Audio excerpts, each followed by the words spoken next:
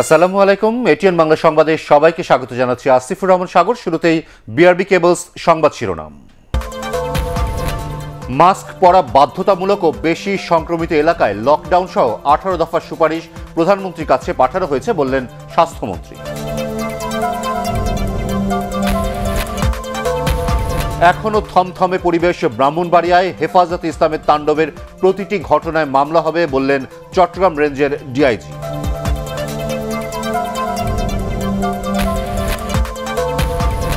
শবে বরাতের অজুহাতে আরেক দফা বাড়ল মাংস, চিনি সহ বেশ কয়েকটি খাদ্য পণ্যের দাম।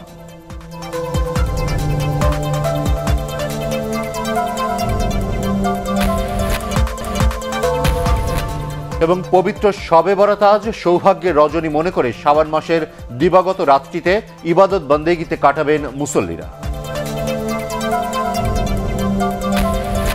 সংবাদে এছাড়াও থাকছে শারীরিক প্রতিবন্ধী হয়ে অসাধারণ ছবি এঁকে সবার মধ্যমণীয় হয়ে ওঠা খাগড়াছড়ির দুর্গম এলাকার অদম্য এক তরুণের খবর। এবারে বিস্তারিত। দেশের যেসব এলাকায় করোনার সংক্রমণ বেশি সেখানে আংশিক লকডাউন দেওয়ার সুপারিশ করেছে স্বাস্থ্য মন্ত্রণালয়। এ বিষয়ে দু একদিনের মধ্যে সরকারি সিদ্ধান্ত জানানো হবে। দুপুরে জাতীয় হৃদরোগ ইনস্টিটিউট হাসপাতালে সম্প্রসারিত ভবন উদ্বোধন শেষে সাংবাদিকদের এসব কথা জানান স্বাস্থ্যমন্ত্রী জাহিদ মালিক। একই সাথে অফিস আদালতে উপস্থিতি সীমিত করার প্রস্তাব দেওয়া হয়েছে। এছাড়াও বিনোদন কেন্দ্রগুলো বন্ধ রাখার পাশাপাশি ওয়াজ মাহফিল, বিয়ে এবং হোটেলে খাওয়া দাওয়া সীমিত করার সুপারিশ করা হয়। হেফাজতে ইসলামের ডাকা গতকালের হরতালে আইন শৃঙ্খলা বাহিনীর সাথে দফায় দফায় সংঘর্ষের পর ব্রাহ্মণবাড়িয়ায় এখন থমথমে পরিবেশ বিরাজ করছে। চারদিকে রয়েছে ধ্বংসের চিহ্ন। ভূমি অফিস, জেলা পরিষদ, শিল্পকলা একাডেমি ও আলাউদ্দিন সঙ্গীতাঙ্গন সহ সর্বত্রই পোড়া গন্ধ। শহরের মোড়ে মোড়ে বাড়ানো হয়েছে পুলিশের টহল। রাতে মোতায়েন করা হয়েছে অতিরিক্ত 1000 পুলিশ ও এপিবিএনের সদস্য। এদিকে সকালে ক্ষতিগ্রস্ত বিভিন্ন প্রতিষ্ঠান পরিদর্শন করেছেন চট্টগ্রাম রেঞ্জের ডিআইজি মোহাম্মদ আনোয়ার হোসেন। ঘটনাকে হৃদয় বিদারক উল্লেখ করে তিনি বলেন, প্রতিটি ঘটনার জন্য মামলা করা হবে।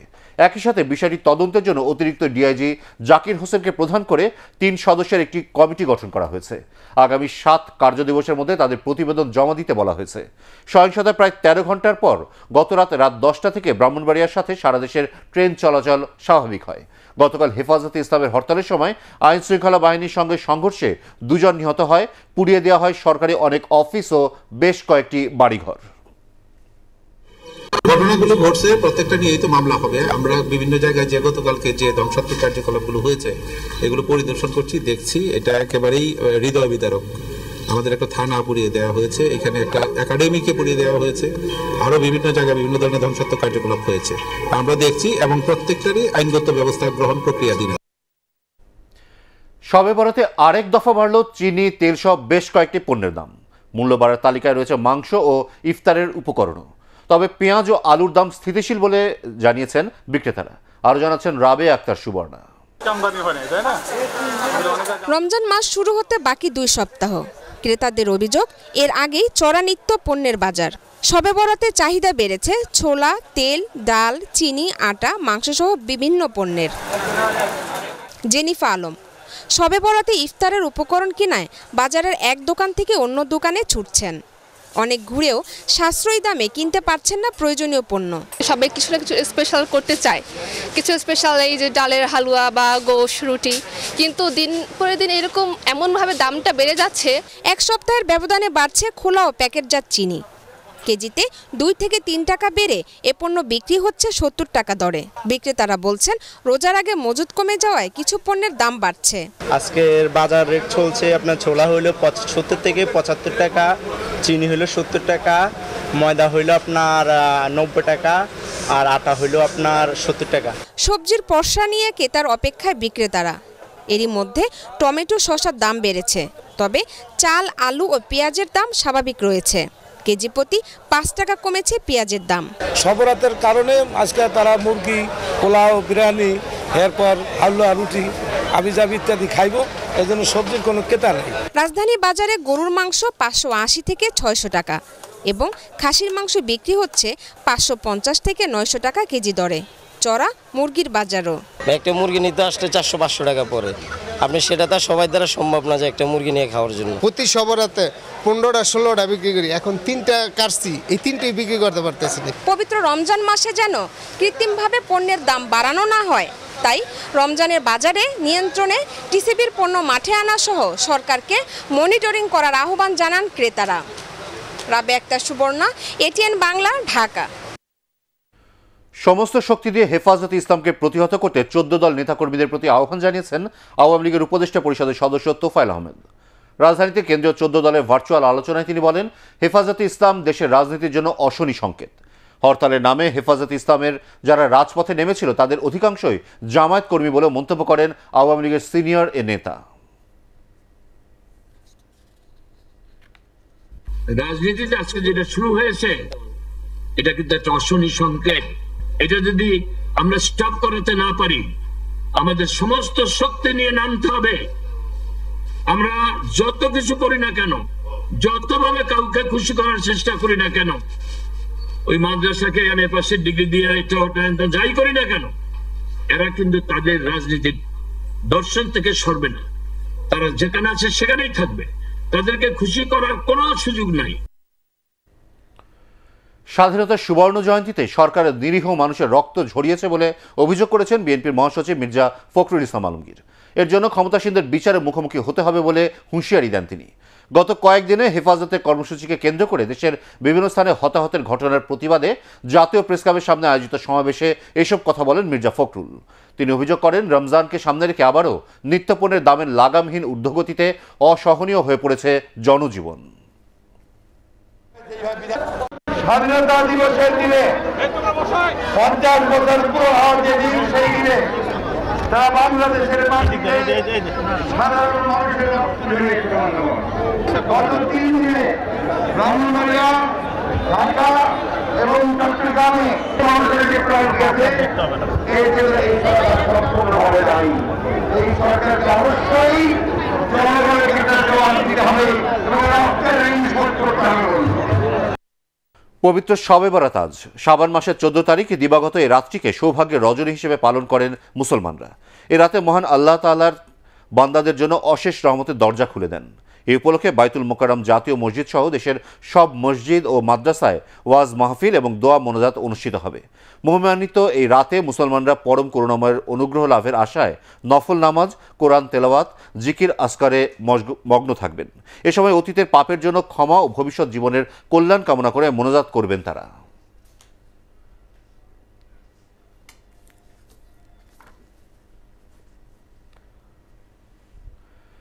একদিকে সংস্কার কাজের ধীরগতি, অন্যদিকে মহাসড়কে বিভিন্ন স্থানে চলছে সমন্বয়হীন মেরামতের কাজ। এতে কুমিল্লা সিলেট মহাসড়কে চরম দুর্ভোগে পড়েছেন হাজারো যাত্রী ও যানবাহনের চালকরা। বিভিন্ন স্থানে খানাখন্দ তৈরি হয়, প্রায় বিকল হচ্ছে যানবাহন, সৃষ্টি হচ্ছে যানজট। ধুলাবালির কারণে অতিষ্ঠ হয়ে পড়েছে সড়কের দুপাশের ব্যবসা প্রতিষ্ঠান ও বাড়িঘরের মানুষ। কুমিল্লার প্রতিনিধি খায়রুল আহসান মানিকের রিপোর্ট, জানাচ্ছেন এস.এম. আশরাফ। স্বল্প দূরত্বের পাশাপাশি কুমিল্লা থেকে ব্রাহ্মণবাড়িয়া, সিলেট সহ অন্তত 5টি জেলার যানবাহন চলাচল করে এই কুমিল্লা সিলেট মহাসড়ক দিয়ে। বহুল ব্যবহৃত সড়কটির বিভিন্ন স্থানে খানাখন্দ সৃষ্টি হয়। গত বছর অক্টোবর থেকে শুরু হয় সংস্কার কাজ।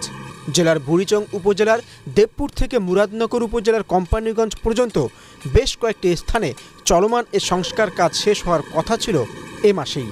তবে কাজের ধীরগতির কারণে দেখা দিচ্ছে যানজট, তাতে দুর্বিষহ হয়ে পড়েছে স্থানীয়দের জীবন। তার অবস্থা খুবই খারাপ ভাই, যাকে বলে মানে এরকম রোড আর কোনো বাংলাদেশে কোনো জায়গাতেই মনে হয় নাই। একদম অবস্থা খারাপ, ভীষণ খারাপ। কিছুক্ষণ আগেও একটা দেবপুর গাড়ি উড়ে পড়ে গেছে, একটা পিকআপ। এমন অবস্থায় দ্রুতই সংস্কার কাজ শেষ হওয়ার আশ্বাস দিয়েছেন সড়ক ও জনপথ বিভাগের এই কর্মকর্তা। এক প্রস্থের একদিকমুখী রিজি পেভমেন্টের কাজ নির্মাণ শেষ হয়েছে, অপর পাশে কাজ চলমান আছে ও ওই অংশটুকুতে কিছুটা যানজট বা জনদুর্ভোগ আছে, যেটা কাজটা শেষ হলে এই ভোগান্তি লাঘব হবে এবং জনগণ এর সুফল ভোগ করবে। তবে শুধু আশ্বাস নয়, জনদুর্ভোগ বিবেচনায় নজরদারি বাড়িয়ে দ্রুতই কাজটি শেষ করার জোরালো দাবি জানিয়েছেন এ অঞ্চলে সড়ক ব্যবহারকারী সাধারণ মানুষ। Bureau report, ATN Bangla. শারীরিকভাবে ছোট হলেও অসাধারণ ছবি এঁকে সবার মধ্যমণি হয়ে উঠেছেন খাগড়াছড়ির দীঘিনালা উপজেলার দুর্গম মায়াফা পাড়ার মুকুল কান্তি ত্রিপুরা। পাশাপাশি বিনা পয়সায় গ্রামের শিশু কিশোরদেরও চিত্রাঙ্কন শেখাচ্ছেন তিনি। তার প্রশংসা ছড়িয়ে পড়ছে আশপাশের এলাকাতেও। খাগড়াছড়ি থেকে আবু দাউদের তথ্যচিত্র নিয়ে আরও জানাচ্ছেন বিপ্লব রায়।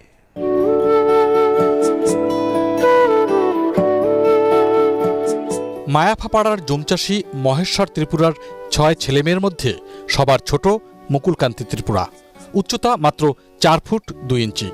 চিত্রাঙ্কনের প্রতি আকর্ষণ থাকায় ছোটবেলা থেকেই নিজের চেষ্টায় নানা ধরনের ছবি আঁকা শুরু করেন তিনি। পরে বেসরকারি একটি প্রতিষ্ঠানে টানা 4 বছর প্রশিক্ষণ নিয়ে হয়ে ওঠেন দক্ষ চিত্রশিল্পী।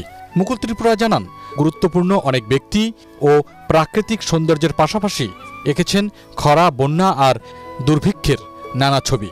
এই প্রতিভা অন্যের মধ্যে বিলিয়ে দিতে গ্রামের একটি মন্দিরের বারান্দায় বিনা পয়সায় শিশুদের ছবি আঁকা শেখাচ্ছেন তিনি।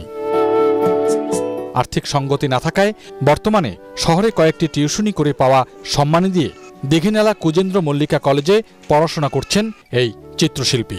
তবে আর্থিক সহযোগিতা পেলে সামনে এগিয়ে যাওয়ার প্রত্যয় অদম্য এই তরুণের। বাইরে গিয়ে টিউশনি করি, সেই টাকা দিয়ে আমি পড়ালেখা করি। আপনারা যদি আমার পাশে দাঁড়ান তাহলে আমি গরিব অসহায় আমাদের মতো প্রতিবন্ধী মানুষদের, অসহায় মানুষদের পাশে দাঁড়াবো। স্থানীয়রা বলছেন, মুকুলের কারণে তাদের শিশুরাও ছবি আঁকা শিখতে পারছে। মুকুলকান্তি মাস্টার ছেলে মেয়েকে ফটো আটকাই দিয়ে শিক্ষা করেন, সে টাকা পয়সা নেই নাই। মুকুল স্যার আমাদেরকে আজ শিক্ষায় খুব আনন্দিত হয়েছে, আমাদের কাছে টাকা পয়সা নিত না। তাকে সহায়তার আশ্বাস দিয়েছে স্থানীয় উপজেলা প্রশাসন। ভবিষ্যতে তাকে বিভিন্ন রকম তার পাশে থেকে তাকে তার প্রতিভা আরও বিকশিত করার সুযোগ সৃষ্টিতে ভূমিকা পালন করবে। সুবিধা বঞ্চিতদের জন্য নিজের গ্রামে একটি আর্ট স্কুল গড়ে তোলার স্বপ্ন মুকুল ত্রিপুরার। পাশাপাশি খাটো মানুষরা যে অভিশাপ নয় তা সবার কাছে প্রমাণ করতেই প্রাণপণ চেষ্টা করছেন তিনি। বিপ্লব রায়, এটিএন বাংলা। এবার জানিয়ে দেব শেয়ার বাজারের খবর।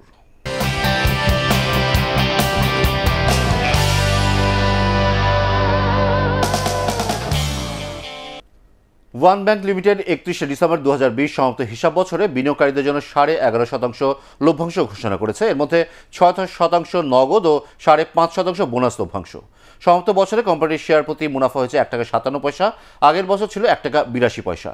সম্পদ মূল্য হয়েছে 19 টাকা 31 পয়সা। আগামী 24 জুন অনুষ্ঠিত হবে বার্ষিক সাধারণ সভা, রেকর্ড ডেট 11 মে। ইস্টার্ন ব্যাংক লিমিটেডের পরিচালনা পর্ষদের সভা আগামী 5 এপ্রিল বিকাল 3টায় অনুষ্ঠিত হবে। সভা 31 ডিসেম্বর 2020 সমাপ্ত হিসাব বছরের নিরীক্ষিত আর্থিক প্রতিবেদন পর্যালোচনা করে বিনিয়োগকারীদের জন্য লভ্যাংশ ঘোষণা করা হতে পারে। 2019 সাল কোম্পানিটি শেয়ার হোল্ডারদের 15% লভ্যাংশ দিয়েছিল। মহান স্বাধীনতার 50 বছর পূর্তি উপলক্ষে ভার্চুয়াল আলোচনার আয়োজন করে জার্মান আওয়ামী লীগের আহ্বায়ক কমিটি। আলোচনায় আওয়ামী লীগের প্রেসিডিয়াম সদস্য শাহজাহান খান বলেন, প্রধানমন্ত্রী শেখ হাসিনা বীর মুক্তিযোদ্ধাদের উপযুক্ত সম্মানে ভূষিত করেছেন। ইউরোপ, কানাডা, আমেরিকা ও বাংলাদেশ থেকে অনেক নেতাকর্মী এতে অংশ নেন। এবার আল আরাফা ইসলামী ব্যাংক অর্থ সংবাদ।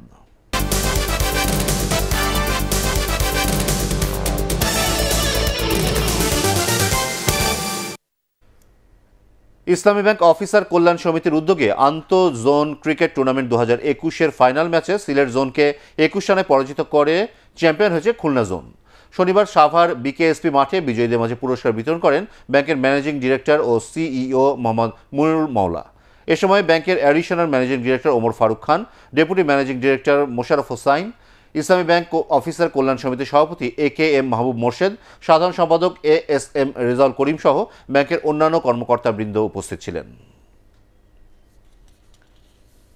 এবার Alisha mart Bangladesh New Zealand T20 সিরিজের খবর।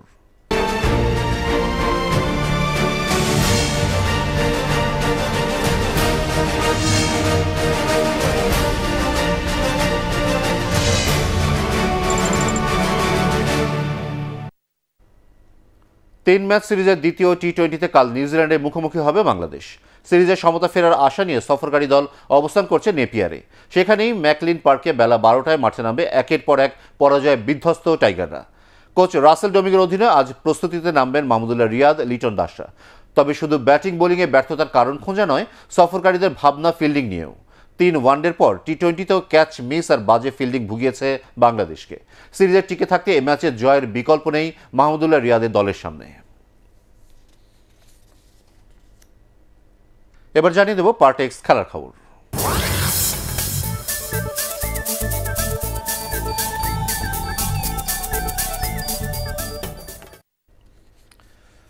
নেপালকে হারিয়ে দেশের বাইরে শিরোপা জেতার খরা কাটাতে চায় বাংলাদেশ। 3 জাতীয় আন্তর্জাতিক ফুটবল টুর্নামেন্টের ফাইনালে বিকেলে স্বাগতিক দলের মুখোমুখি হবে জেমিডের শিষ্যরা। গ্রুপে 1 ম্যাচে জয় ও 1 ম্যাচে ড্র করে 4 পয়েন্ট নিয়ে সেরা দল হিসেবেই শিরোপা নির্ধারণী খেলায় জায়গা করে নেয় জেমিডের শিষ্যরা। মুখোমুখি লড়াইয়ের হিসেবে এগিয়ে আছে বাংলাদেশ। 13 জয়ের বিপরীতে তাদের হার 6টিতে। ড্র হয়েছে 3 ম্যাচ, তবে আগের 2 সাফ ফুটবলে হারতে হয়েছে এই নেপালের কাছেই। তাই সব ভুল শুধরে ট্রফি জিততে মরিয়া জামাল ভুঁইয়ারা। কাঠমান্ডুর 10 স্টেডিয়ামে বাংলাদেশ সময় বিকেল 5:45টায় শুরু হবে খেলাটি। ম্যাচ খেলেছে, আমাদের 2টা 11 খেলেছে, তো সবাই অনেক ভালো পারফরমেন্স করেছে। তো আশা রাখি তারা এই ধারা অব্যাহত রাখবে এবং অবশ্যই আমরা নেপালকে হারিয়ে চ্যাম্পিয়ন হব ইনশাআল্লাহ। পুনেতে তৃতীয় ও শেষ ওয়ানডেতে ইংল্যান্ডকে 7 রানে হারিয়ে 2-1 সিরিজ জিতেছে ভারত। আগে ব্যাট করতে নেমে স্বাগতিকদের হয়ে উদ্বোধনী জুটিতে 103 রান যোগ করেন রোহিত শর্মা ও শিখর ধাওয়ান। ব্যক্তিগত 37 রানে আউট হন রোহিত। শিখর ধাওয়ানের ইনিংস থামে 67তে। এরপর ঋষভ পান্তের 78 আর হার্দিক পান্ডিয়ার 44 বলে 64 রানের ঝোড়ো ইনিংসে 329 রানে অল আউট হয় ভারত। জবাবে এক পর্যায়ে 168 রান তুলতে 6 উইকেট হারায় ইংল্যান্ড, কিন্তু এক প্রান্তে আগলে রেখে শেষ ওভার পর্যন্ত জয়ের সম্ভাবনা টিকিয়ে রাখেন স্যাম কারান। যদিও 7 রান দূরত্বে থামে তাদের ইনিংস। 83 বলে 95 রান করে অপরাজিত থাকেন কারান। পরবর্তী সংবাদ দেখার আমন্ত্রণ জানিয়ে এখনকার মতো শেষ করছি। করোনা ভাইরাস থেকে নিজেকে সুরক্ষিত রাখতে মাস্ক পরুন, বারবার হাত পরিষ্কার করুন। এটিএন বাংলা সংবাদ ইউটিউবে দেখতে ব্রাউজ করুন youtube/ATN বাংলা নিউজ।